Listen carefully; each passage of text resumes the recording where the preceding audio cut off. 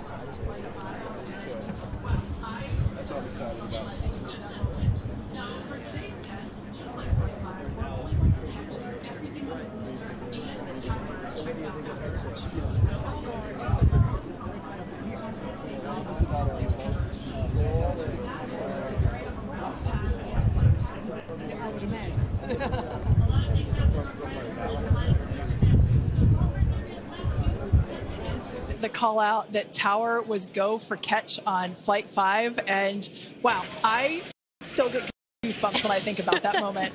Now, for today's test, just like Flight 5, we're only going to catch if everything on the booster and the tower checks out after launch. As always, we accept no compromises when it comes to the safety of the public and our team. And so to that end, the area around the pad and the flight path are cleared in advance. A lot of things have to go right in order to line up the booster catch. So if all criteria is met, we will attempt to catch, but there is a chance that we may not.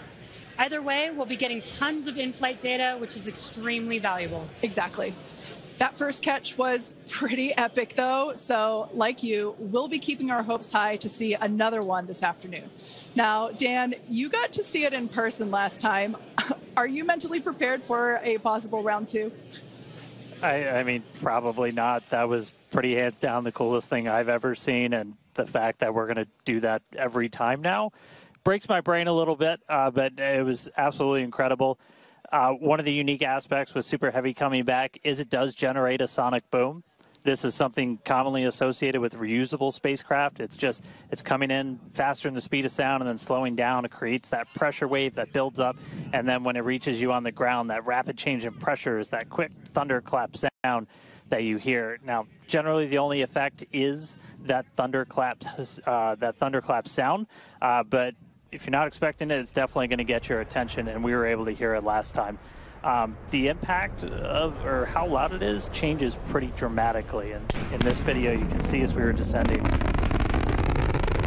and there was kind of that quick triple pop that you heard. Now, that was picked up from closer to the pad. Most people at our distance and further away, you're only going to hear one or two as they're happening kind of so on top of each other that it might just sound like one big bang.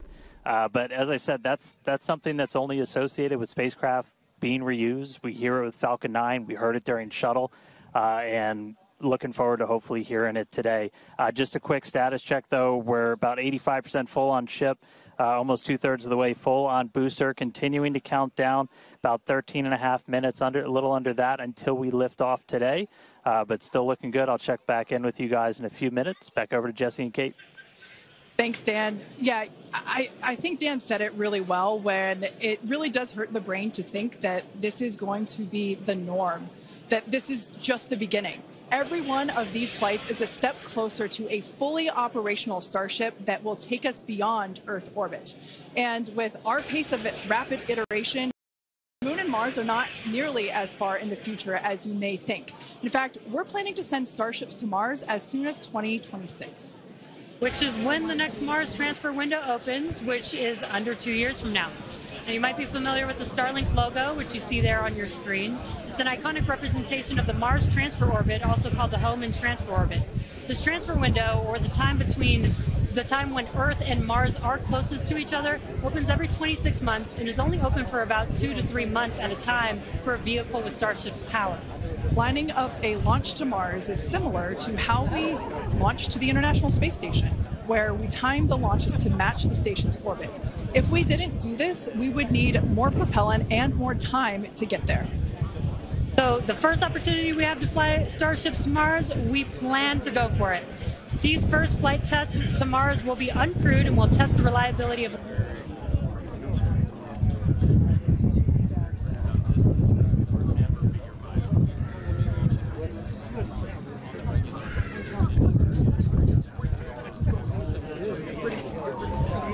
You go through the whole East Coast.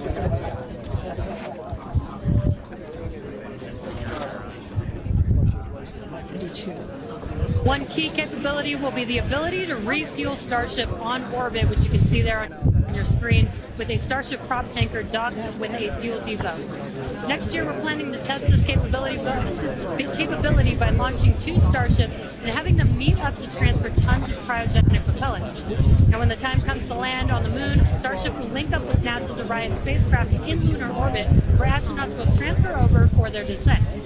Now, once on the lunar surface, they'll ride the elevator down in their Axiom EMU spacesuits from Axiom Space and leave the first footprints on the moon in more than half a century, kickstarting humanity's mission to establish a sustainable presence there.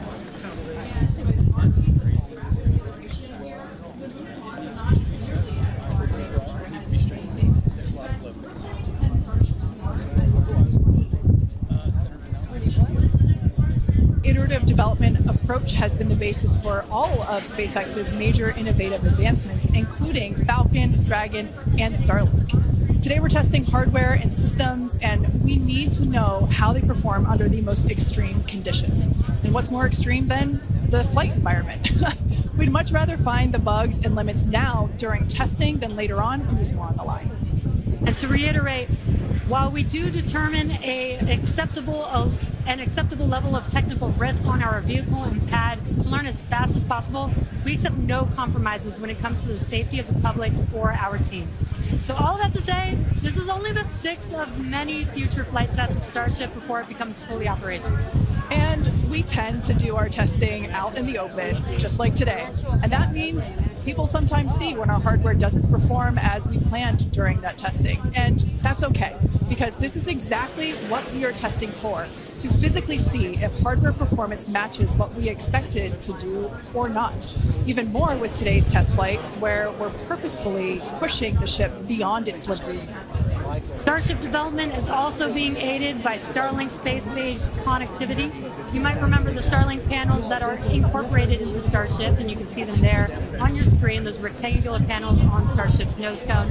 Starlink brings us the epic views in space and on re-entry, and also helps deliver us critical flight data engineers need to continue development. Yeah, Starlink continues to help us push the limits in space in the short term by providing great views and real-time data on our next few flights, particularly through re-entry, which spaceflight veterans know that is historically a period of blackout for all communications within spaceflight.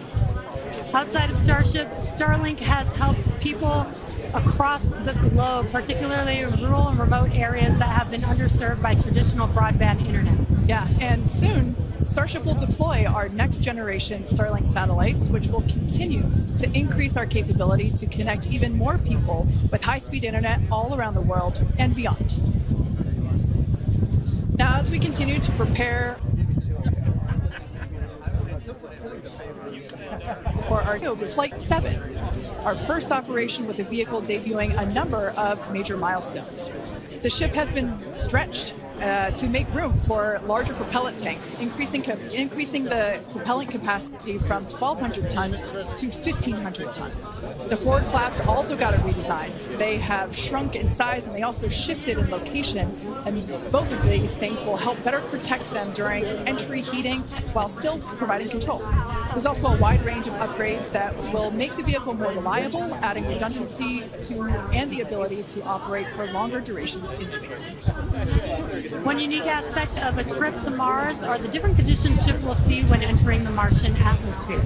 Now, it's difficult to simulate Mars's atmosphere when re-entering on Earth, so we've been testing a variety of heat shield materials inside a specialized plasma jet chamber at the University of Illinois Urbana-Champaign, where we're able to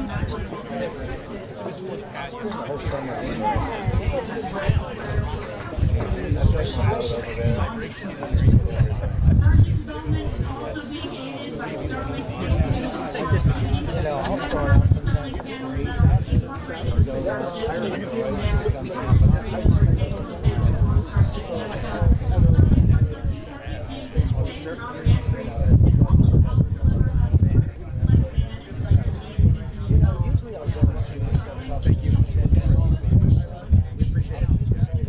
into the final minutes of the countdown, let's go back to Dan for the latest on the ground there at Starbase.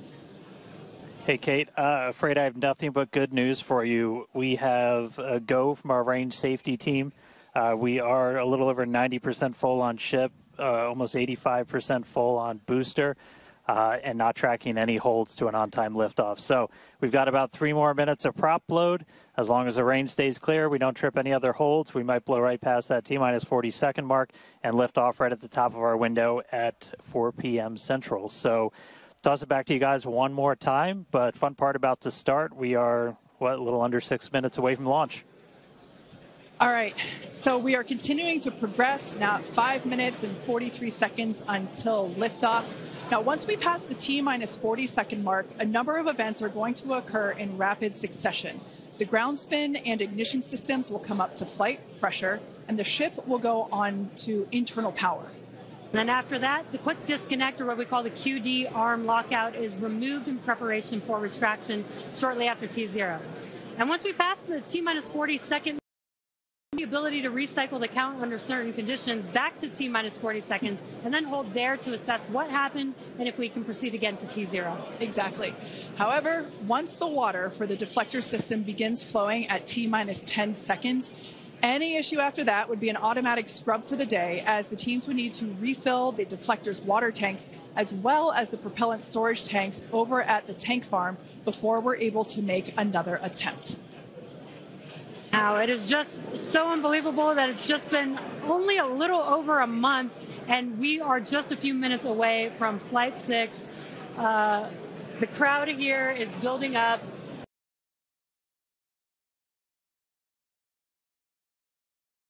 We've got how exciting to have an afternoon launch to have all the employees here. Exactly. Now, just as a reminder, that T-minus 40-second hold, if we opt to use it, everything is still potentially go for launch. So nothing to be worried about there. At that point, basically, up until T-minus 40 seconds, all aborts are just holds.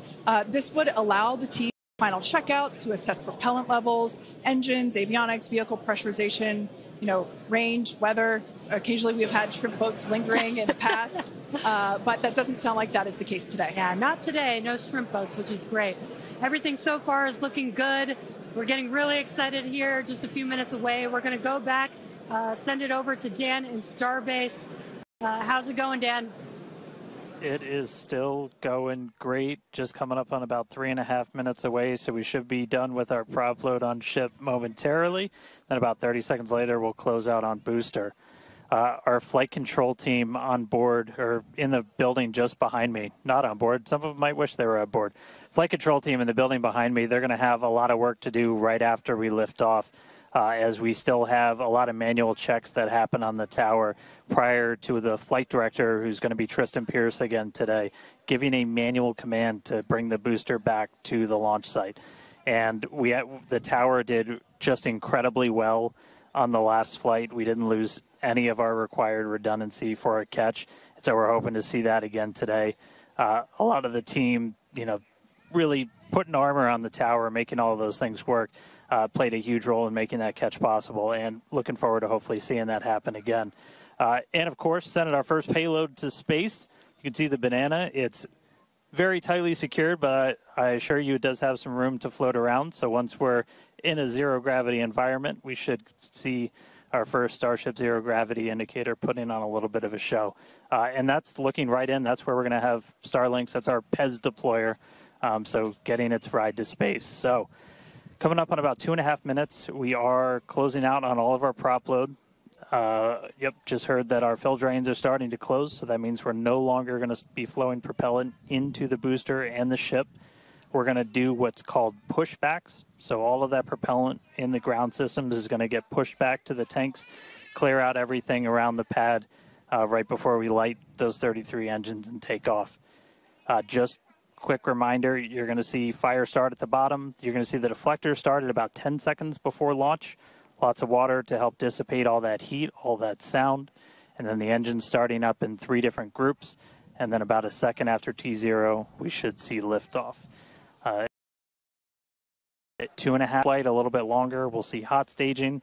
And that's when we're going to be listening really close on those loops to see if we're going to be bringing the booster back for a catch today. Do always want to caution, it's never a guarantee. We've done this once. We'll see if we do it again. We're only going to do it if the booster and the tower are looking really good before we attempt to bring it back here. But coming up on a minute, not tracking any holds on the board right now. So as long as we don't have any last second things, which do happen. All right, flight director just confirmed T-minus 1 minute.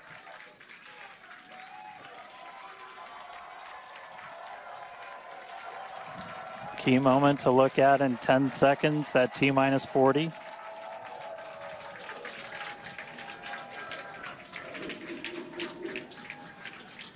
And we flew right through that.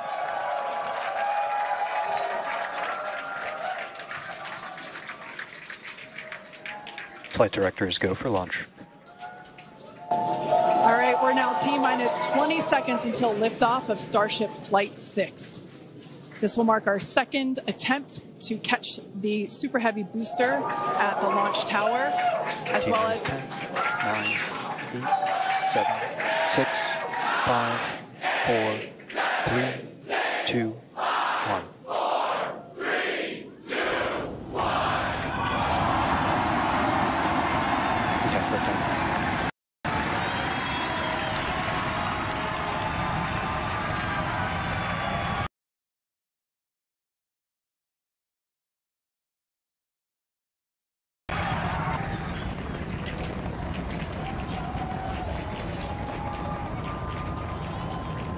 Vehicle is pitching downrange. Booster Raptor, chamber pressure nominal.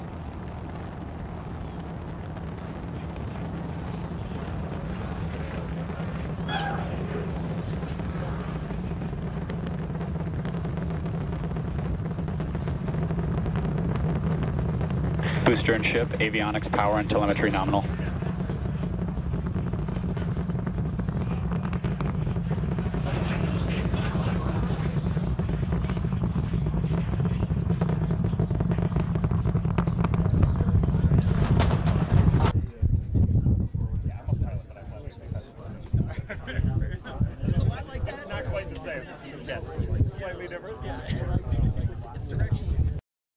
Flying straight and true. We do see all 33 Raptor engines lit up on telemetry screens.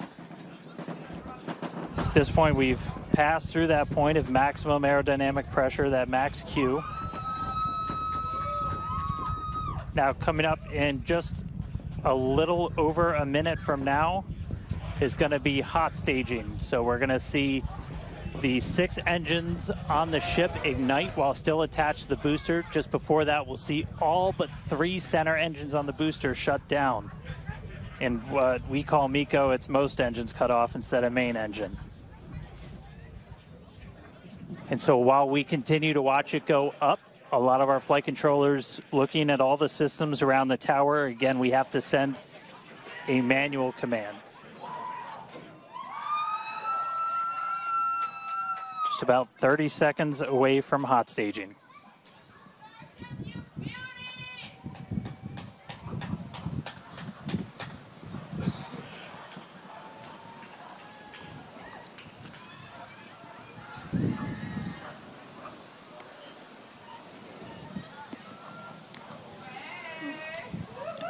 And we heard the tower is go for catch. Booster engine cut off.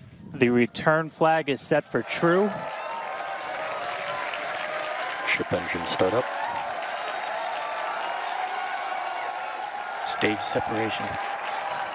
All right, hot staging confirmed. Booster 6 out of 6 lit on the ship. Booster boost back going. We heard that we are go for catch. Kate, Jesse, take out the views. Hopefully I got a boost coming home real soon. Wow, from our view here, Dan, great views of planet Earth behind that Super Heavy booster. Right now it is performing the Ship boost chamber back pressure burn. nominal. Good news there, telling us that the pressures inside the ship are good. That is the second stage, or the upper portion of the vehicle. Follow along with the telemetry on the bottom of your screen. Yeah, booster is currently, Super Heavy is currently in its boost back burn. This boost back burn. Avionics, power, and telemetry nominal.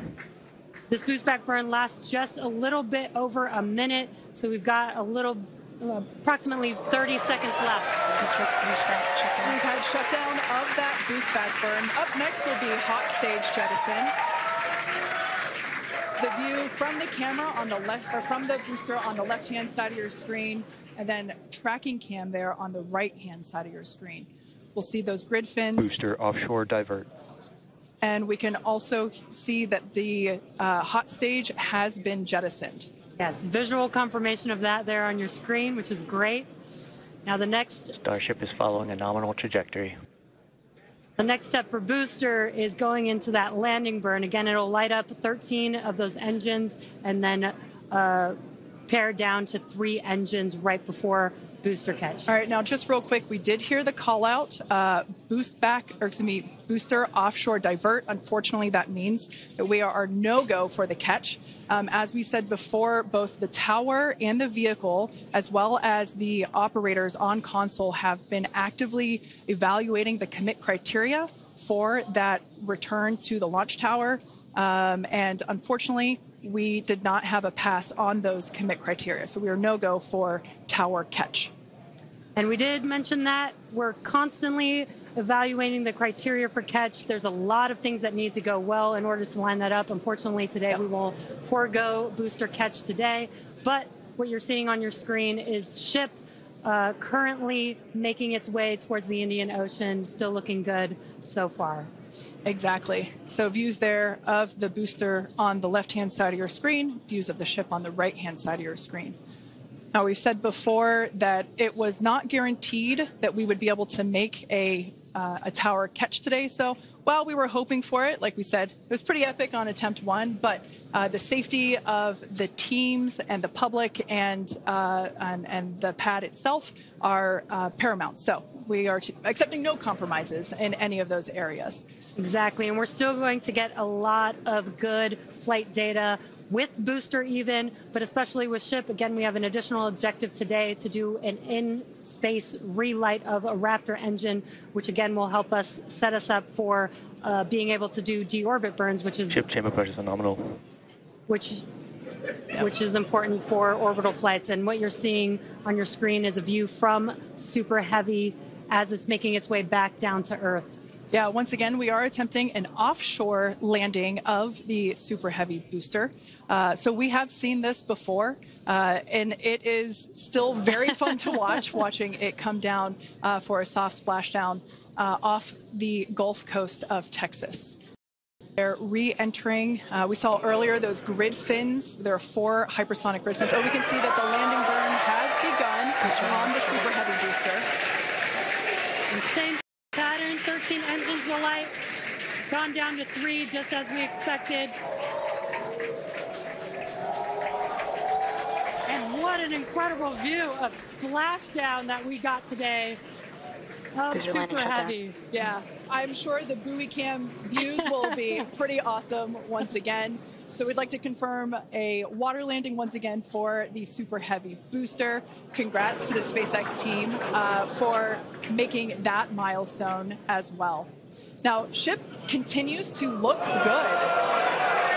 We can see that it is, while all of that was happening, the crowd here in Hawthorne continuing to react to all these amazing views that we're getting. The next milestone is... Starship is in terminal guidance. Great news there.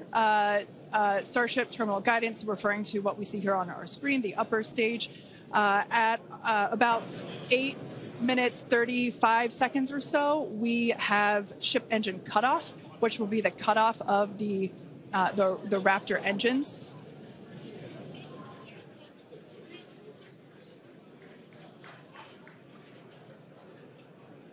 We can see on our screen ship giving us some incredible views brought to us by Starlink. This view is also very interesting because we can see basically the receding tile line that we referred to earlier, where we mentioned we have removed a number of heat shield tiles in order to test out and push the envelope on the ship and demonstrate what its capabilities are. Ship engine cutoff. And there we just heard call out for SECO, ship engine cutoff. Great news there. Everything continuing to look awesome for ship. Full view looking aft on ship here. Ship FTS is saved. Nominal orbit insertion. There's that call out we were waiting for. Confirmation of good orbital insertion for ship today.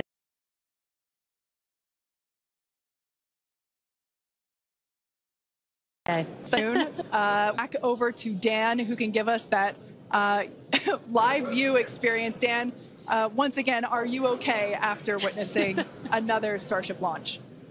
Yeah, totally fine. You guys have to be jealous. This is the only way to do this. This is fantastic. No, it was really cool to see it lift off 33 out of 33. Didn't go for the booster catch today. Initially, we were good, and then we tripped a commit criteria and did the offshore divert. So we went and did that water landing, as everybody saw. We'll dig into it a little bit more, but again, we've done it once, we've now done it twice. We're going to keep trying to do it, as this is just a core capability of Starship and what's going to make it so incredible. There's a lot left. We're just about almost 10 minutes into this flight, so about 50 plus minutes still to go. Ship nominal orbit, so it's on its way around the planet. It's going to attempt to do an in-space burn. We're going to light one of those Raptor engines, the sea level ones in the middle, just to help demonstrate that we can relight in that microgravity environment. Really critical for deorbit burns as we start to do some orbital missions in the not too distant future. And then following that, we'll see a ship entry, maybe a splashdown. As you guys said, we're really going to be pushing ship on this one. We're pretty much intentionally putting it in places where we expect it might not do so great, and all that's to try and help us learn, see if we were a little too conservative, and then maybe that opens up more capability for when we start catching them. But I'll check back in with everybody in a little bit. I'm going to tune in and watch the ship fly around planet Earth, and hopefully we see it re-entering in the not too distant future. Back over to you guys. Thanks, Dan. Development testing, by definition, is unpredictable, which we saw with super heavy splashing down in the Gulf of Mexico today, but that is exactly why we test. As is standard for these tests, the area around the pad and along the flight path was cleared prior to launch, and we expect the road and beach to remain closed until further notice. Yeah, testing development flight hardware in a flight environment is what enables our teams to quickly learn and execute design changes and hardware upgrades to improve the probability of success in the future. Please do not attempt to approach the booster in the water for your safety as well as for that of our team that will be working on recovery. Now, we are going to continue, though. The mission is not done. Exactly. The mission's not over. Ship is still coasting. But it has been nonstop since liftoff, and with the booster having completed its job for the day, we are going to take a short break for the next 35 minutes or so while ship continues to coast before re-entry. Now, as with previous flights,